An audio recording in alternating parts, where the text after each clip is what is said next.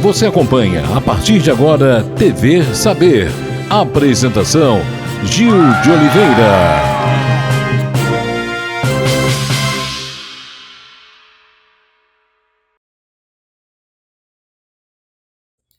Um forte abraço a você, telespectador amigo da TV Cidade, TV Saber no ar. Hoje temos um encontro importante, um momento especial. Iremos falar sobre encontros da vida de momentos de um grande escritor, de reflexões que falam de amizade, de fé, de envelhecimento, de ansiedade. Jornalista, escritor e comunicador, Mário Jefferson Leite Melo, seja muito bem-vindo, muito obrigado por sua presença.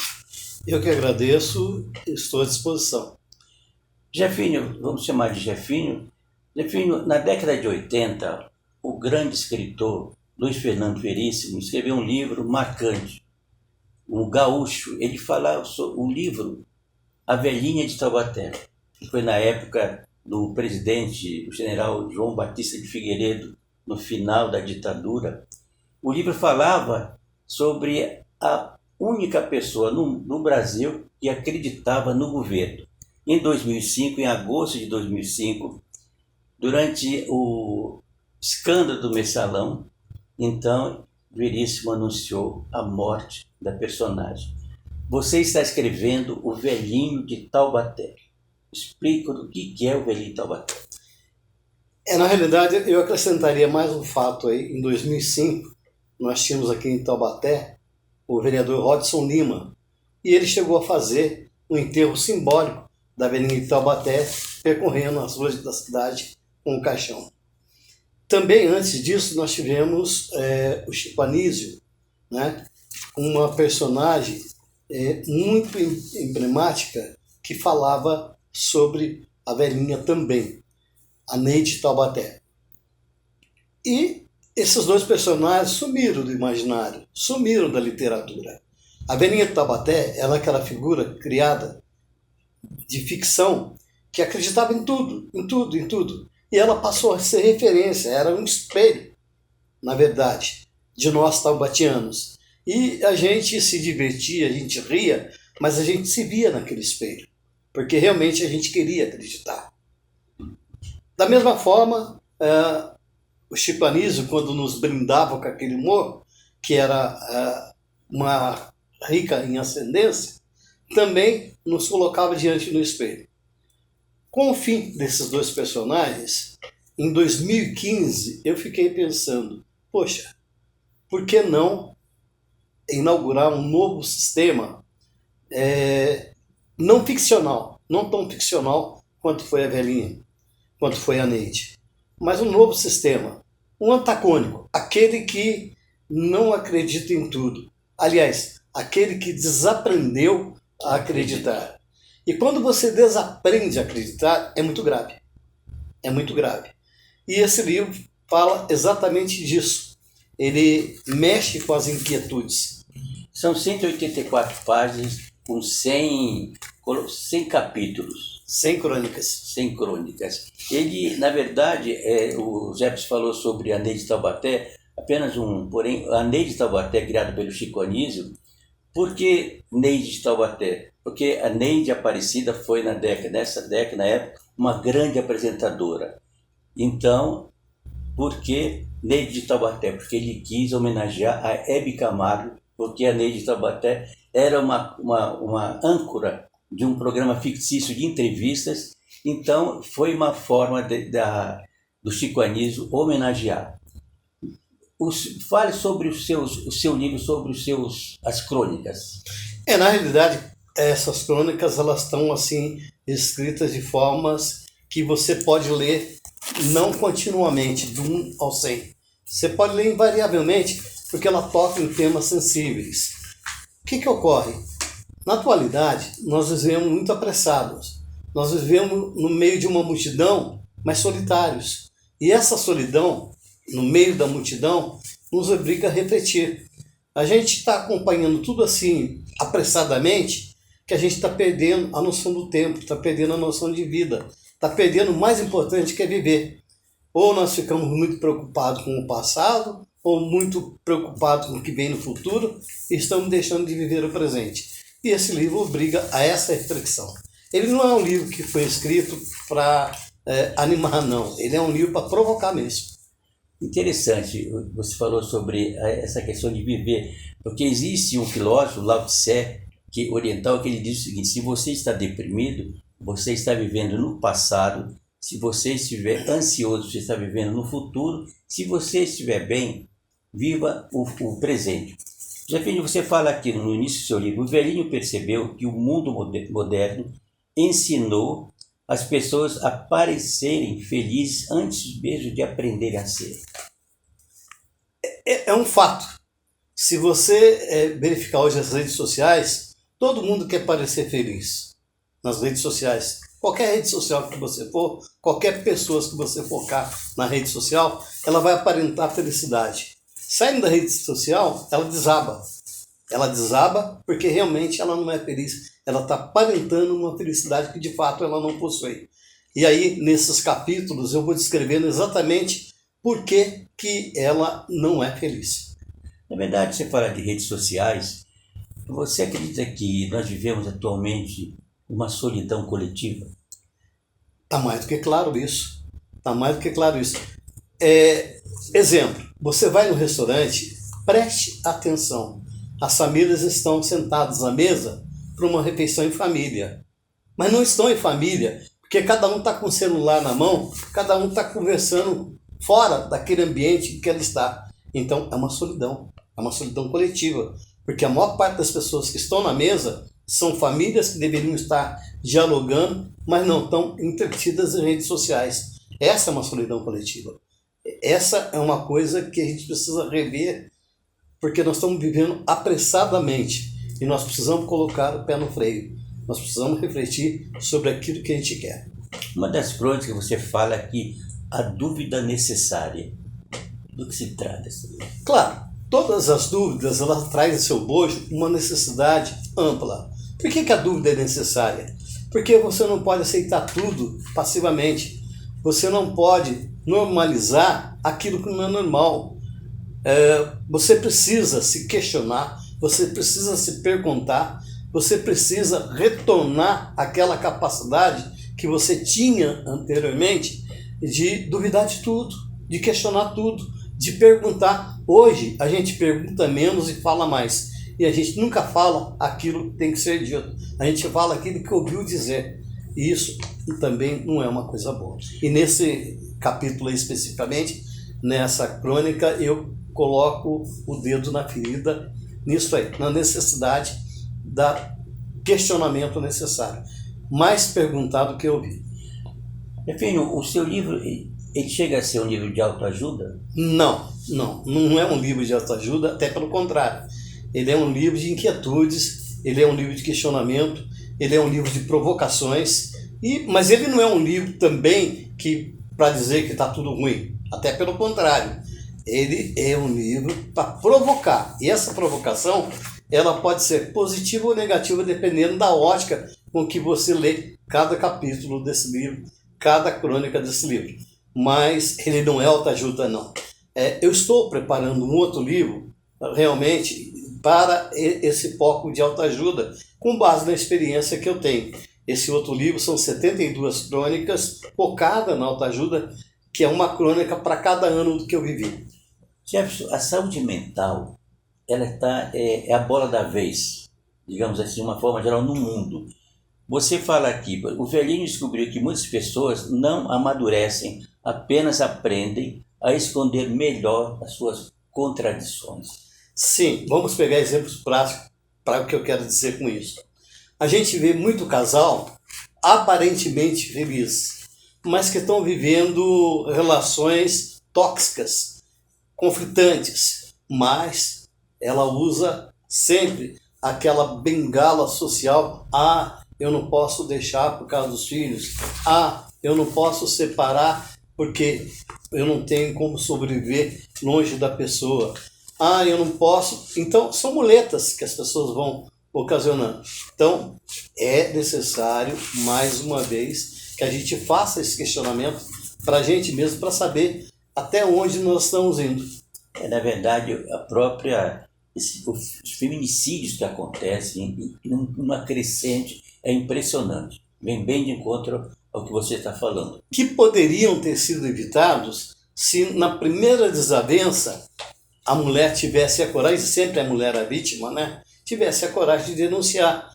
Porque não adianta ficar esperando que ele vai melhorar, que ele vai se corrigir, porque ele dá um tapa, depois vem, pede desculpa, traz bombom, traz flores. Aí a mulher acha, coitado, né? Foi um momento de depressão dele. Só que isso vai continuar mais uma vez, outra vez, e chega a essa escalada de violência que a gente está vendo. Então, você mulher, se você está com algum problema em casa em relação à violência, seja por bebida, seja por drogas, seja por mau comportamento do seu parceiro, denuncie. Mas denuncie mesmo, porque a tua saúde é mais importante, a tua vida é mais importante. E existem mulheres que são maltratadas, inclusive na frente dos filhos, o que piora a situação, porque esses filhos vão crescer com uma outra mentalidade em relação ao que é um relacionamento a dois. Mas uma coisa mais importante, Gil, que eu quero acrescentar, esse livro, ele não tem o condão de orientar como se fosse psicólogo, como se fosse psiquiatra, porque o velhinho de Taubaté não é nem psicólogo, nem psiquiatra, nem nada. Ele apenas induz à reflexão. Na verdade, você fala no livro sobre amor, política, fé, solidão e esperança. Então, o velhinho nunca deixou de procurar Deus, apenas deixou de procurar onde havia excesso de grito e ausência de humanidade. Uma coisa muito comum, a gente passa, e aqui eu não vou discorrer sobre essa ou aquela religião, porque eu não abordo a religião em si, eu abordo em relação à busca de Deus. Deus não é surdo, você não precisa estar gritando. Se você quer ter um encontro com Deus, é você com Ele, não precisa de intermediário, não precisa estar gritando.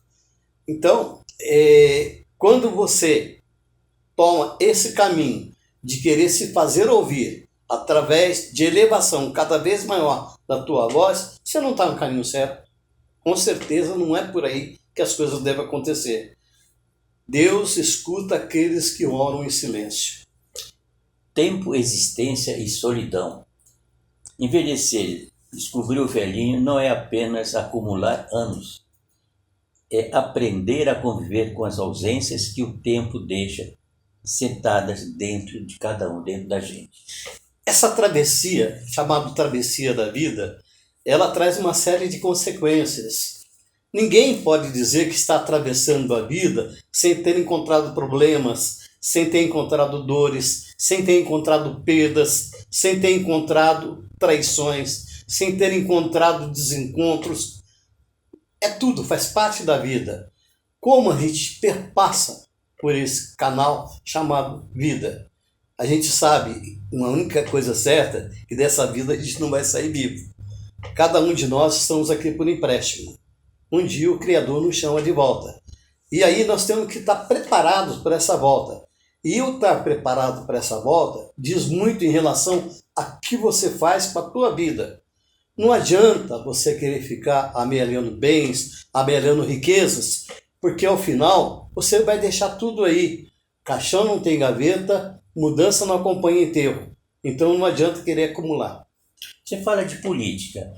Jefinho, por exemplo, se Luiz Fernando Veríssimo estivesse vivo hoje, estivesse ao seu lado, aí ele falou, Jefinho, você acha que se eu escrever agora sobre a velhinha de Taubaté, o que é que eu deveria escrever? De uma forma geral. Na realidade, o que é que acontece? O velhinho é exatamente antagônico à velhinha. A velhinha é aquela que tem ingenuidade. E o que ele preservava era essa ingenuidade. E o velhinho acaba acrescentando uma certidão de morte definitiva para a velhinha, porque ele prova através das suas linhas que ser ingênuo o tempo todo não traz benefícios. Até pelo contrário, você acaba sendo usado. Então, se o Veríssimo estivesse aqui do meu lado, eu ia falar para ele, e daí? Valeu a pena? E o que você acha que ele responderia? Estou em dúvida. É verdade, porque a política realmente, desde a década de 2015, de agosto de 2015 até hoje, muita coisa mudou. E não é só aqui no Brasil, é no mundo todo. O mundo das aparências, enfim, negócio extremamente importante. O Velini percebeu que o mundo moderno ensinou as pessoas a construir vitrines emocionais, enquanto escondiam depósitos inteiros de tristeza. Aqui tem uma grande verdade. Sim, não tem como, e volto ao assunto, você fazer a travessia sem acumular dores, dissabores, traições, perdas. Quem foi que nunca perdeu? E eu não estou falando da perda somente pela morte, não. Estou falando da perda mesmo das pessoas que aparecem na nossa vida, cumprem um estágio e depois se vão e acabam levando um pedaço da gente. Essa perda, para a gente poder conviver com ela, a gente vive aparentemente, mas por dentro a gente está desabando. E esse desabamento interior é que a gente precisa aprender a dosar para que não haja um sofrimento contínuo. Você fala, o veneno pequeno de cada dia. Qual que é esse veneno? O veneno pequeno de cada dia. O veneno pequeno de cada dia é exatamente isso. Você ficar olhando sem encontrar as respostas porque você não faz as perguntas adequadas. Para tudo na vida tem perguntas. E o interessante na vida é que quando você aprende as respostas, a vida muda as perguntas. Jefinho, quem que é o seu escritor preferido?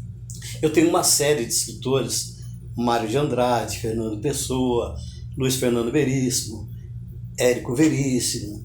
Né? Eu me basei muito na literatura dessas pessoas, Vinícius de Moraes, que eu considero que deram grandes contribuições para a humanidade. Porque eles trataram, Fernando Pessoa, por exemplo, né, ele chegava a dizer, né, o poeta é um fingidor. Finge tão completamente que chega a fingir que é dor, a dor que devera sente.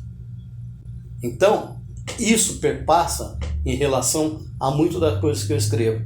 E muito do que está aí foi inspirado exatamente nesses grandes escritores que eu nunca enjoo de ler, porque são fantásticos mesmo. Enfim, quando você começou a escrever o Velhinho de Taubaté? O Velhinho de Taubaté eu comecei em 2015. Veja que são 11 anos. Né? Uma história não nasce de um dia para o outro. E paralelo ao Velhinho de Taubaté, eu fui escrevendo outros livros. Escreve um, escreve outro, um pouco de um pouco do outro, um pouco de um pouco do outro. E depois você vai afirmando aquilo que você quer colocar primeiro. Então, esse livro ele já se encontra à venda em diversas livrarias. O Velhinho de Taubaté, em 2015, quando eu comecei a escrever, eu já escrevi pensando no que poderia ser, no futuro, um livro. Crônica por crônica, são 100 crônicas, todas elas inéditas. E, paralelo a isso, eu fui escrevendo também crônicas cotidianas. Todo dia eu escrevo uma crônica e elas vão para redes sociais, elas vão principalmente para o Diário de Taubaté. Toda quarta-feira o Diário de Taubaté publica a coluna do Velhinho de Taubaté com uma crônica nova. E o Velhinho de Taubaté, esse livro que está aí, o que desaprendeu a acreditar, quem acreditou, primeiramente, foi o Nicodemo Sena. Nicodemo Sena é da livraria Letra Selvagem, lá da Rodoviária Nova, e ele tem a editora Letra Selvagem. E a editora resolveu apostar nesse velhinho e publicar esse livro, que por sinal a mim ficou plenamente agradável. Eu sou suspeito para falar do conteúdo, mas eu posso falar sobre a embalagem, sobre o livro físico, como ele ficou. Me agradou muito da forma que eu vi, as cores que foram utilizadas, né, o personagem que foi utilizado. Agora tem um detalhe muito importante, viu, João? A Velhinha de Taubaté era uma ficção. Luiz Fernando Veríssimo inventou a Velhinha de Taubaté. O personagem Ney de Taubaté também era uma ficção inventada pelo Chico Anísio. O Velhinho de Taubaté não, ele não é ficção, ele é real. O Velhinho de Taubaté existe, está aqui. Este é o livro que o Jefferson está se referindo, realmente é o livro interessante que vocês devem adquirir. Vamos abrir um parêntese. O Jefferson, ele é cidadão taubatiano e recentemente também se tornou um cidadão da cidade de Cruzeiro. É uma honra, né? Nos fala sobre esses dois momentos. Sim, na realidade, quando a comunidade em que você vive reconhece o trabalho que você faz dentro da cidade, né? E aí eu passei a ter 3 bandeiras. Eu sou mineiro, nascido em Liberdade, né? E é até interessante porque eu nasci no mês da Revolução, que é o mês de março, no estado da Inconfidência, que é Minas Gerais, e numa cidade chamada Liberdade. E aí eu vivi por 40 anos na cidade de Cruzeiro. E lá em Cruzeiro eu fiz grandes laços. E a cidade resolveu me homenagear, me concedendo o título de cidadania. Mas antes de Cruzeiro, quando eu vim para Taubaté, o vereador Luizinho da farmácia também apresentou um título de cidadania e eu acabei sendo cidadão taubatiano. Então eu sou cidadão liberdadense, mineiro, cidadão cruzeirense e cidadão taubatiano. E agora, mais recentemente, eu tomei conhecimento através da assessoria da vereadora Thalita Cadeirante, que eu chamo de Thalita Barbosa, porque eu acho que a pessoa tem que ser reconhecida pelo que é e não pelo seu corpo. A Thalita Barbosa está apresentando um projeto que concede a comenda Jacques Félix para que possa ser recebido em 5 de dezembro. Que ótimo! Tanto o Nicodemo Sena como a Thalita já estiveram aqui no programa, já estiveram dando entrevista, realmente fantástico. O silêncio dos que choram no banheiro, Jeffrey. E aí me faz lembrar uma frase, né, de Charlie Chaplin, que ele dizia o seguinte: eu gosto de andar na chuva, porque ninguém percebe quando eu choro. Olha a profundidade. Eu gosto de andar na chuva, porque ninguém percebe quando eu choro. E o que acontece com as pessoas é isso, elas se demonstram fortes o tempo inteiro, mas quando elas entram no banheiro para tomar o seu banho, elas desabam por inteiro no banheiro, porque ali ninguém está vendo que ela está chorando. O que realmente não deveria acontecer assim. As pessoas têm que ser o que são. Deu vontade de chorar? Chore. Deu vontade de rir? Ria, né? A vida é isso, a vida é feita de choro, de riso, de felicidade, de momentos de dor. Então, chorar no banheiro é exatamente isso. Chorar escondido, esconder as dores. E esconder as dores nem sempre é benéfico. Tem 11 anos, não são 11 dias. Foi o período que você escreveu esse livro. Durante essas crônicas, alguma crônica você escreveu por mais de 2 vezes, por exemplo, devido às mudanças diárias? Não. Por incrível que pareça, não. Todas as pessoas que escrevem é como assim se tivesse entrado em transe, tivesse recebendo alguma força oculta que vai ditando realmente que ela tem que escrever. Eu não tive esse problema. Aliás, eu estou com cerca de 20 livros já escritos, prontos para serem editados. E todos eles nasceram da mesma forma, entendeu? Dessa vida danada, corrida que a gente quer registrar. Por que isso? Hoje eu estou com 72 anos. Uma certeza eu tenho. Eu não vou viver mais o mesmo tanto que eu já vivi até agora. Eu não vou chegar a 144 anos. Até 120 eu ainda penso em chegar, mas 144 eu não vou chegar. Então, é o tempo de desacelerar, de você viver o melhor tempo da tua vida. E quando você vai escrevendo não para você, mas aquilo que você quer deixar registrado, resgatado para a posterioridade. E o Velhinho Taubaté nasceu desse formato, de provocar. Filho, na parte 3 você fala sociedade, poder e ilusão. O Velhinho percebeu que o mundo raramente funciona pela lógica da justiça. Funciona pela lógica da força, da narrativa e do interesse. Isso aqui é muito forte. Sim, e é uma coisa que a gente vê acontecer todos os dias. Diariamente. Nem sempre, deveria ser, mas nem sempre. A nossa Constituição fala de direitos iguais. Todos serão iguais perante a lei. E a gente percebe que isso não acontece. As pessoas esquecem que os cargos são efêmeros, os cargos passam e as pessoas ficam. Mas muito dessas pessoas se apegam a cargos. E tem gente que sobe numa folha de sulfite e já quer fazer discurso. Tem pessoas que humilham quando pegam um cargo maior. Se quer conhecer uma pessoa, dê-lhe o poder. Dê-lhe o poder, você vai conhecer exatamente quem é a pessoa. Então, você que já passou pela vida pública também, você sabe que, tanto na vida pública quanto na vida privada, você passa por uma série de sabores, porque existem pessoas que te fazem sofrer porque estão locupletadas por cargos que são efêmeros. Ainda nesse tópico, por exemplo, nem todo mundo perde. Quem que ganha, nem todo mundo perde. Quem perde, quem ganha. Quem perde? Todos nós perdemos. Claro, todos nós perdemos. Quem ganha? Aqueles que tomam consciência de que precisam mudar e de que há saída para as coisas. Nem todo mundo perde, nem todo mundo ganha. Me lembrou até a Dilma, né? Quem perdeu não vai ganhar e quem vai ganhar não vai perder. Mas quem perdeu e quem ganhou não vai ganhar nem vai perder. É por aí.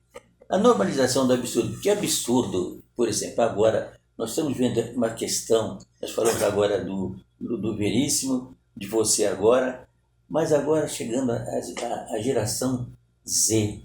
Um negócio absurdo. Como é que você vê isso, Jeff? Olha, a gente vive por etapas. A gente não viu tudo.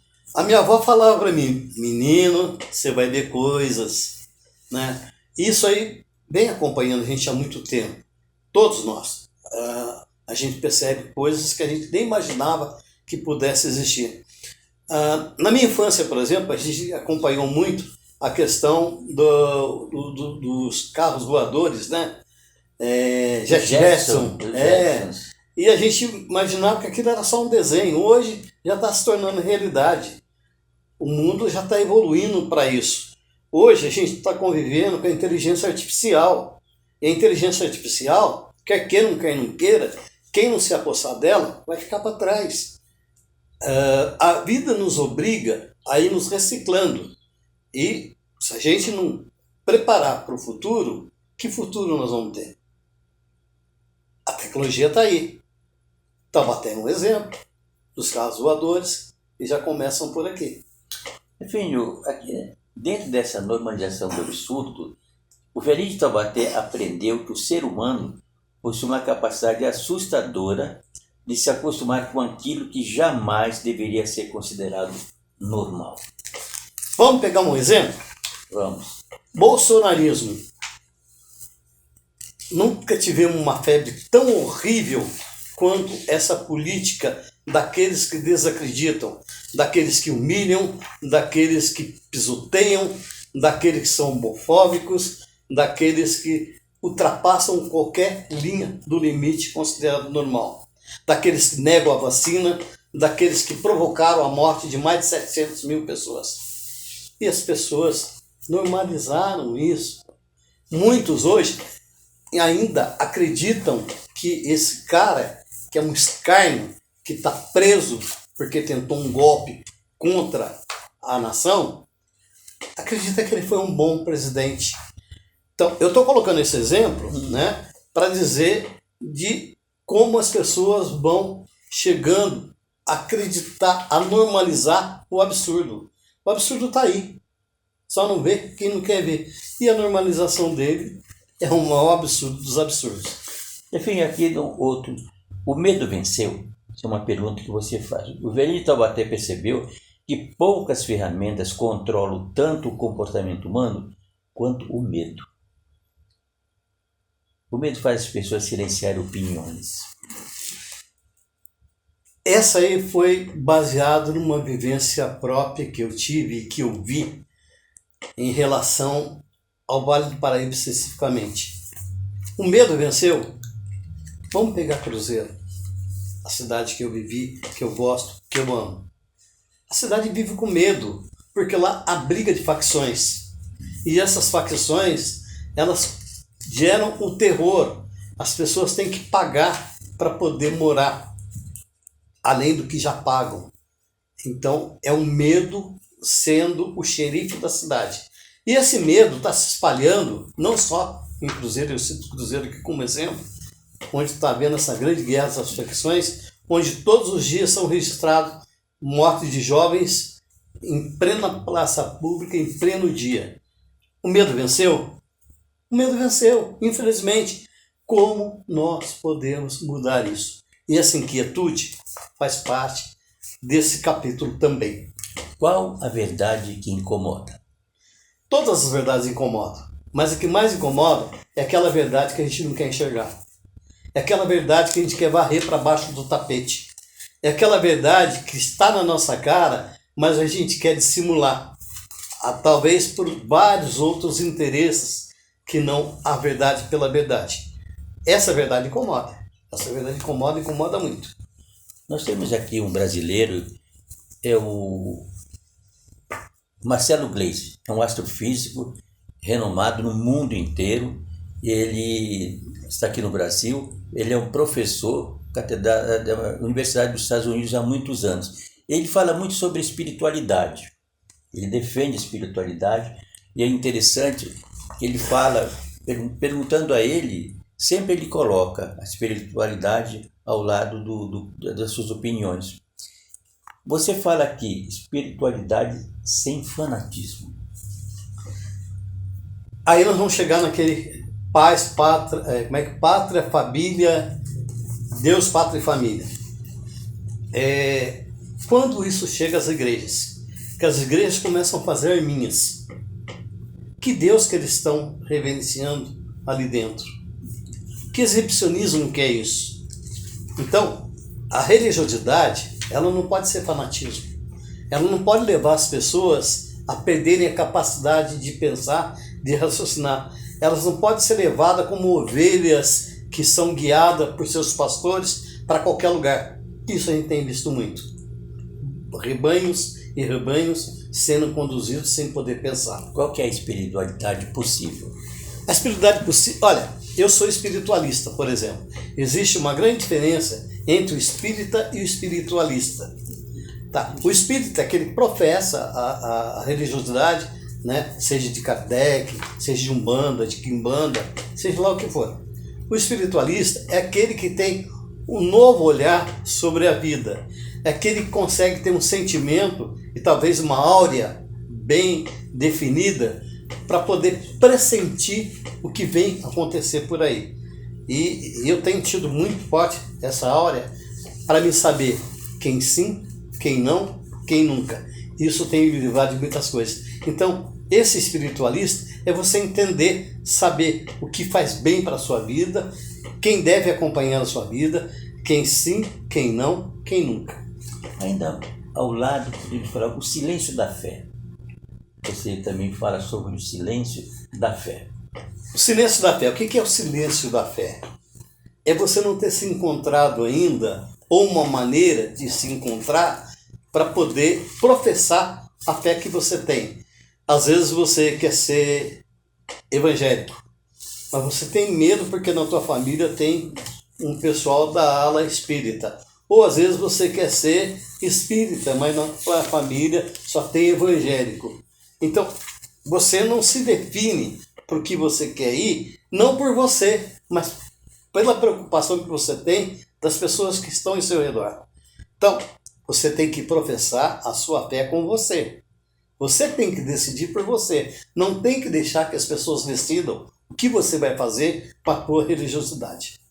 Jefinho, quem paga o motel? Exatamente, quem paga o motel?